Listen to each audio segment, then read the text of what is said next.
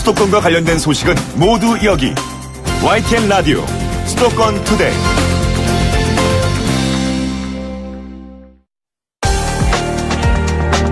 투데이 포커스.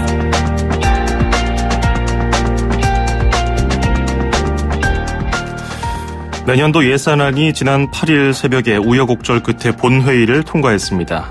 2014년 국회 선진화법 도입 이후에 또 2년 연속 법정 시한을 지키지 못했고 가장 늦게 처리가 됐습니다. 이번에 통과된 새해 예산안을 들여다보니까 그동안 정부와 국회가 추진해왔던 주요 저출산 정책은 예산에 반영되지 않았습니다. 또 논란이 됐던 기초생활보장 수급 노령층에서 달마다 10만 원의 생계비를 추가로 지급하려고 했던 예산 역시 빠졌습니다. 줬다 뺏는다는 논란이 있었던 부분인데요. 이렇게 선심 쓰듯 예산을 편성해놓고는 불과 며칠 만에 없던 일로 되돌리고 또 자신들의 지역구 예산을 한 푼이라도 늘리기 위한 쪽지 예산을 주고받는 밀실거래가 되풀이되면서 졸속의정이라는 비판이 큽니다.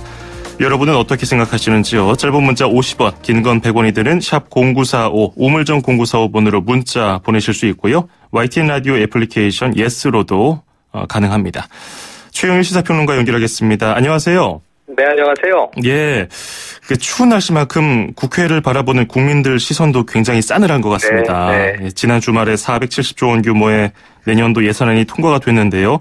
법정 처리 시한 6일이나 넘겼고요. 2년 연속 지연됐습니다. 어떻게 보셨습니까? 네, 그러니까 국회의원, 이게 입법부이지 않습니까? 예. 법을 만드는 이 민의의 대변인들이 모여서 법을 누구보다 지키지 않는다, 이런 질타를 피하기가 어려운 거죠. 예.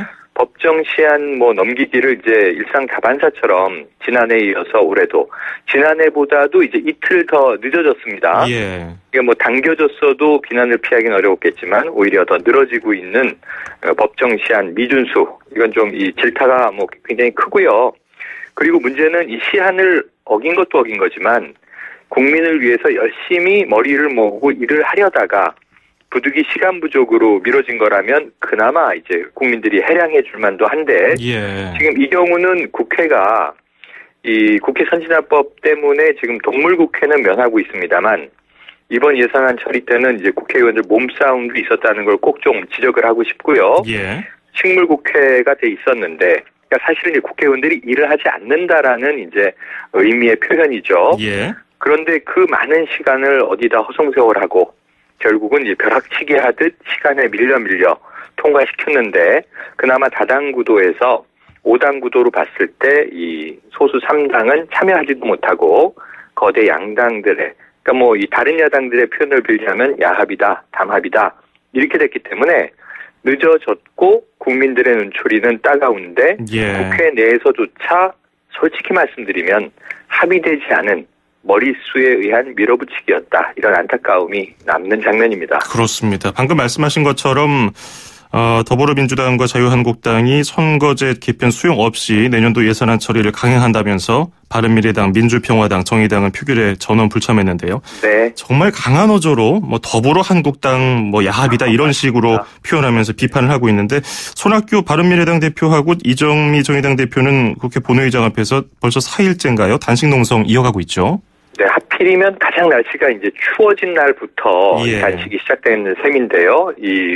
손학규 바른미래당 대표의 경우에는 내 나이가 70이 넘었다, 뭘 더 바라는 게 있겠는가, 목숨을 걸겠다, 이런 이야기까지 했습니다. 예. 이정미 정의당 대표, 어찌 보면 정의당이 가장 지속적으로 소수 야당들을 위해서 비례대표제 도입을 이제 오랫동안 일관적으로 주장해온 정당이기도 한데요. 이 두 당 색깔은 굉장히 다르지만 단식에 들어갔고요. 단식에 참여하진 않았습니다만 이 정동영 민주평화당 대표의 입장도 마찬가지입니다. 예. 결국 이 연동형 비례대표제를 이제 이번 예산안 처리에 중요한 조건으로 내걸었었는데, 이 거대 양당 더불어한국당이라는 이름이 참 의미심장해요. 예. 이 비판적으로 붙여진 이름이지만 가장 적대적으로 싸움을 하던 두 당이 이런 경우에 합치니까 241석, 국회 300석, 지금 현재 재석 의원은 299명인데요. 예. 개헌도 가능할 정도의 규모인 거죠. 그러니까 결국 이러한 이제 이 5당 구도라고는 부르지만 원내 교섭단체가 있는 당과 없는 당, 합치면 의석 과반을 넘길 수 있는 정당과 그렇지 못한 정당, 두 적대적 정당 사이의 세 개의 야당이 캐스팅 보트 역할을 하고 있었는데 이번에는 완전히 왕따가 된 모습입니다. 그러다 보니까 이 새 야당의 거센 목소리는 계속될 것 같고요. 이해찬 민주당 이 대표의 발언을 들으면 자, 선거제도의 개편은 하긴 해야 되는 일이기 때문에 앞으로도 논의하겠다라고 하는데 예산안 처리 이후에 지금 국민적인 비판에 직면해 있기 때문에 어떻게 나머지 야당들에게 이제 손을 내밀 것인지 같은 이 국회에서 활동을 하는 의원들인데요. 온정적으로 이 추운 날씨에 단식을 하는 모습이 안타깝다라고 하는 좀 언론이나 여론을 이제 향한 발표보다는 내부에서 손을 내밀고 빨리 머리 맞대고 수기에 들어가야만 해가 바뀌기 전에 이 문제가 풀려지지 않을까 하는 생각을 해봅니다. 이해찬 민주당 대표처럼 김병준 자유한국당 비대위원장도 이정미 대표하고 손학규 대표를 찾아서 그냥 원론적인 답변 정도, 원론적인 의견 정도 제시했더라고요. 근데 일부에서는 선거제 개혁을 예산안과 연계한 게 애초부터 무리가 아니었냐 이런 평가도 내리거든요. 손학규 바른미래당 대표는 예산안을 다른 정치적인 쟁점과 연계시키는 것이 오랜 관행이었다고 주장을 하는데 그럼 실제로 이게 맞는 말인가요? 이게 관행이라고 보기는 어렵습니다. 예산안은 아까 말씀드린 대로 법정 시한이 결정돼 있는 거고요. 지금 이제 선거제도 개편은 이게 갑자기 튀어나온 건 아니고 정계특위에서 지속적으로 논의하던 것이고 이미 2해 전에 이 헌재에서 지금 현재 선거구를 이제 헌법 불합치로 판결하면서 선거구제 개편의 필요성은 대두됐던 거거든요. 지난 지방선거를 위해서 이제 부랴부랴 이제 선거구제가 만들어졌고 지난해 조기 대선도 마찬가지였습니다만 국회에서 제대로 손을 봐야 한다.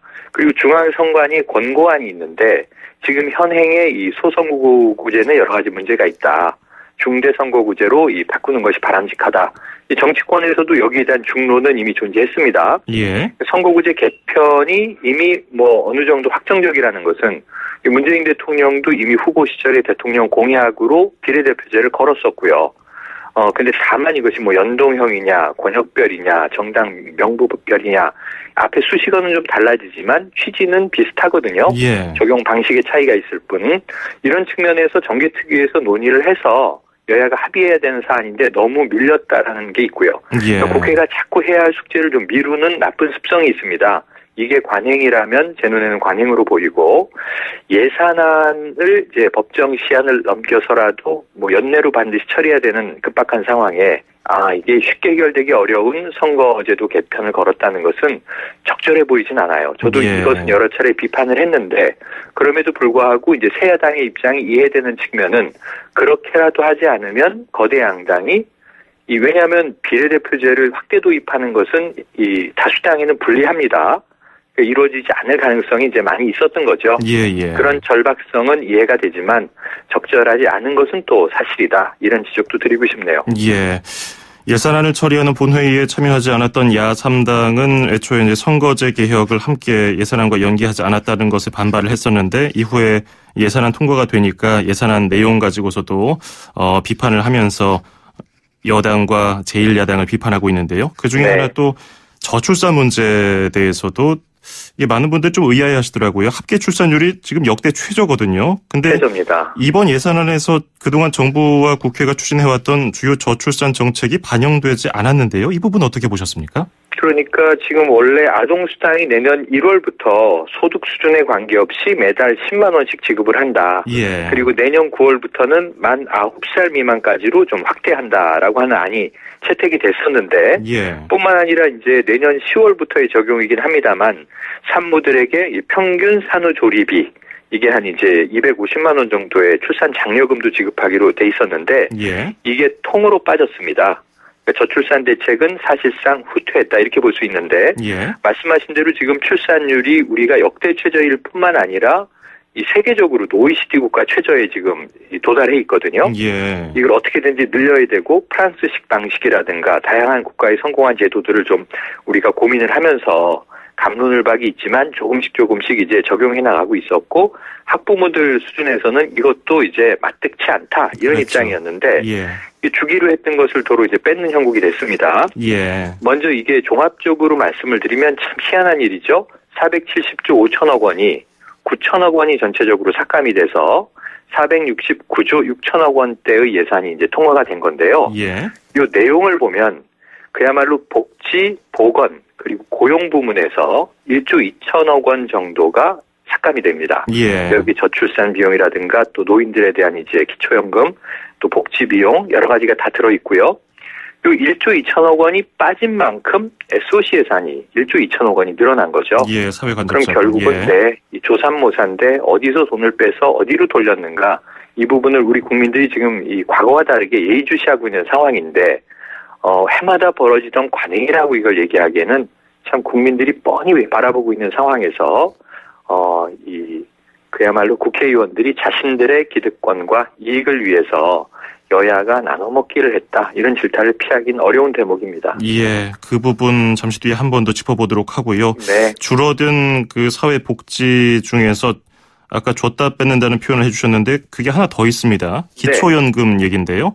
보건복지위는 애초에 기초생활보장법 개정을 조건으로 수급 노인들에게 부가급여 형태로 내년부터 월 10만 원을 추가 지원하기로 했는데 이것도 결국 무산이 됐습니다. 이 부분 큰 논란을 빚고 있는데 부연 설명해 주실까요? 박근혜 정부 때 65세 이상 노인들에게는 기초생활보장 수급해서 이제 원래 소득 하위 70%로 돼 있었잖아요. 예. 그런데 이제 이 기초연금을 신청해서 받을 수는 있는데 즉시 전액을 돌려줘야 되기 때문에 이 줬다 뺏는다라는 표현은 이미 붙어 있었습니다. 그렇죠.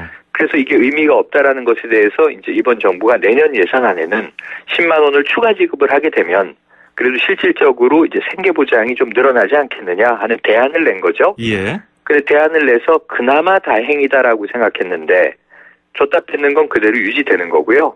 더 주기로 했던 것들은 예산에서 사라졌습니다. 예. 그러니까 하나마나한 얘기를 했고 이게 참 우리가 간혹 희망 고문이라는 얘기를 쓰게 되는데요. 그렇죠. 정말 이 저소득, 이 우리나라 노인들의 50%가 노동을 하지 않으면 생계를 잇기 어렵다라고 하는 통계도 나와 있는 상황이고 1인 독거노인 가구가 지금 급증하고 있는 상황인데 또 가족 해체 때문에 이제 노인 부양이 점점 희미해지고 있는 상황입니다. 예. 그러면 이제 국가 정부가 이걸 보장해줘야 되는데 얘기를 차라리 아니한만도 못하게 만들기로 했다가 무산돼 버린 것을 어떻게 설명할 것이냐. 지금 여기에 대해서는 예산안 처리 후에 뭐 어느 정당도 제대로 설명하지 않고 있습니다. 예. 틀림없이 보나마나 이제 이게 또 이 개별 현안으로 떠오르게 되면 여당은 야당 탓을 할 것 같고 야당은 여당 탓을 할 것 같은데 무책임하게 돌고 도는 무책임의 이 회전 속에서 결국 노인들도 기대했던 이제 이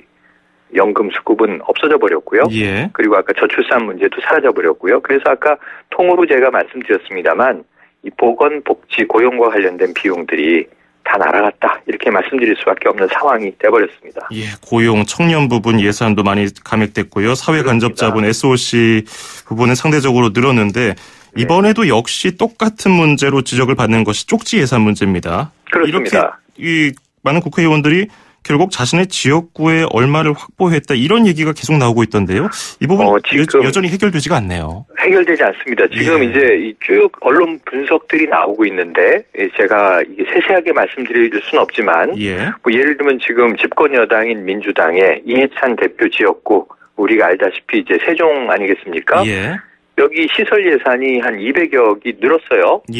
그리고 또 예를 들면은 지금 이 제1야당, 지금 더불어 한국당, 이 내일이면 원내대표가 교체됩니다만, 그렇죠. 현재까지 김성태 원내대표, 지역구에 지금 이것도 SOC 예산인데 500억 정도가 늘었습니다. 근데 이거 직접 늘리면 또 문제가 되니까 서울시 예산으로 편입을 했어요. 이게 또 꼼수 증액이다, 이제 이런 비판이 지금 나오고 있는 대목입니다.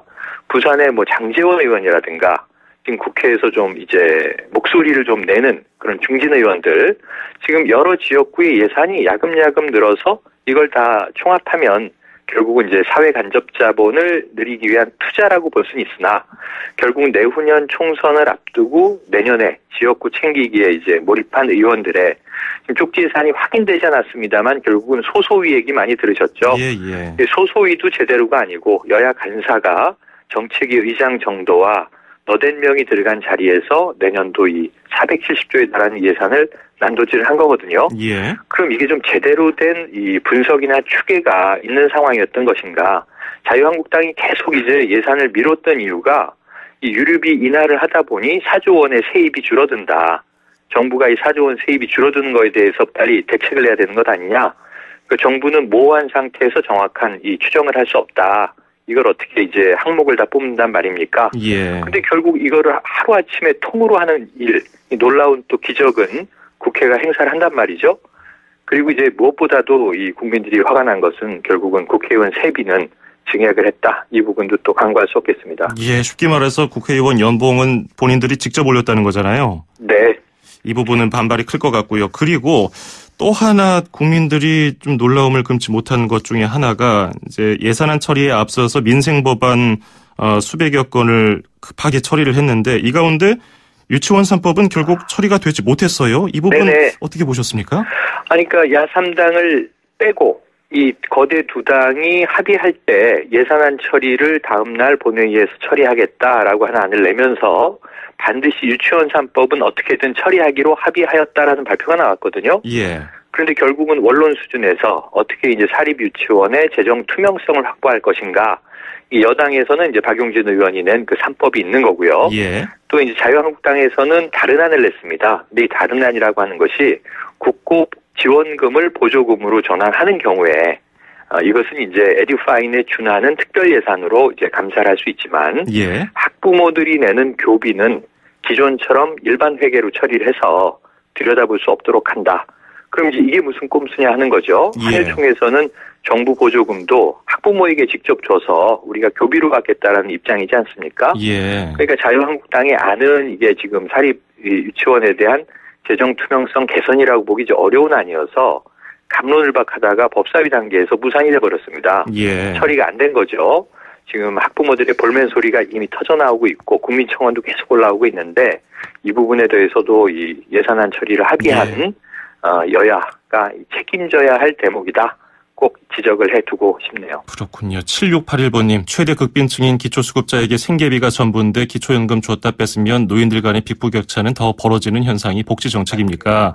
1144번님, 국회의원들을 해체하거나 무보수 봉사직으로 바꿔야 합니다. 4128번님, 대통령도 법을 지키지 못하면 탄핵하는데 국회의원은 탄핵 방법이 없는지요? 이런 문자를 보셨는데 이게 많은 국민 여론의 의견인 것 같아요.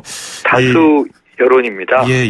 제가 말씀드릴 수 있을 것 같습니다. 예, 국회의원들과 국회 직원들 간의 예산안 처리 과정에서 몸싸움도 있었는데 이번에 예산안 처리하면서 국회 이런 모습을 점수화한다면 몇 점 주실 수 있겠어요? 일단 과락이고요. 국회 선진화법의 합의 정신도 지켜지지 않았고, 그리고 이제 내년도에 정말 울트라 초 슈퍼 예산을 이제 따짐에 있어서 예결 특위가 제대로 작동하지도 않았고, 시간을 다 허송세월하고 자신들의 세비는 1.8% 올렸는데 실질적으로는 2천만 원 올렸다. 14% 증액한 것 아니냐. 이런 이야기도 나왔었는데 이것은 이제 가짜 뉴스고요. 예. 1.8% 국회의원 1인당 한 200만 원 정도 증액이 된 수준인데 문제는 그러면서 연동형 비례대표제를 이제 가긴 갈 텐데요. 결국 비례대표 의원 수를 늘릴 거 아닙니까? 예. 지금 300명으로 이제 고정하기는 어렵고 330명에서 370명까지 안이 나와 있고 여야가 이제 이 부분 조절에 뛰어들 텐데 그러면서 늘 국민들에게 하는 이야기가 스웨덴식 국회의원으로 가야 한다. 예. 이게 이제 진보 정당 이야기긴 합니다만 그들은 자전거를 타고 출퇴근을 하고 보좌관이 한 명도 없다. 이런 얘기를 하는데 국회의원 늘리는 거 저는 선거제도 개편 지금 꼭 필요한 대목인데요. 선행해서 국회의원들이 세비 줄이고 특권 내려놓고 보좌관 수도 대폭 줄이고 의원 스스로 직접 일하는 모습을 보여줄 때 민의의 대변자라는 인정을 국민들로부터 받을 때 이들에 대한 여러 가지 이제 지원들이 이루어질 수 있는 것이지 지금 자기 월급 자신들이 올리고 나머지 말씀하신 대로 정말 힘든 분들에게 지원하기로 했던 건 다 깎아내고 그리고 그 돈들을 결국은 자신들의 지역구에 선심성 아무 의미 없는 이제 전시행정 예산으로 돌려놓고 이런 부분들에 대해서 이들이 책임지지 않는데 그래서 국민 소환제 얘기가 계속 나오는 거거든요. 지금 법관 탄핵 이야기도 입법부에서 논의하기 시작했는데 그렇다면 그야말로 국회의원들은 누가 탄핵할 것이냐 여기에 대한 권리도 국민들에게 돌려줘야 할 때가 오지 않았나. 그렇지 않다면 국민 분노가 이런 식으로 계속 올라갔다 또 새해가 되면 사그라지고 하기에는 지금은 너무 극에 왔다. 이런 말씀을 꼭 이 국회에 전달하고 싶습니다. 예, 알겠습니다. 오늘 말씀 잘 들었습니다. 고맙습니다. 네, 고맙습니다. 네, 지금까지 최영일 시사평론가였습니다.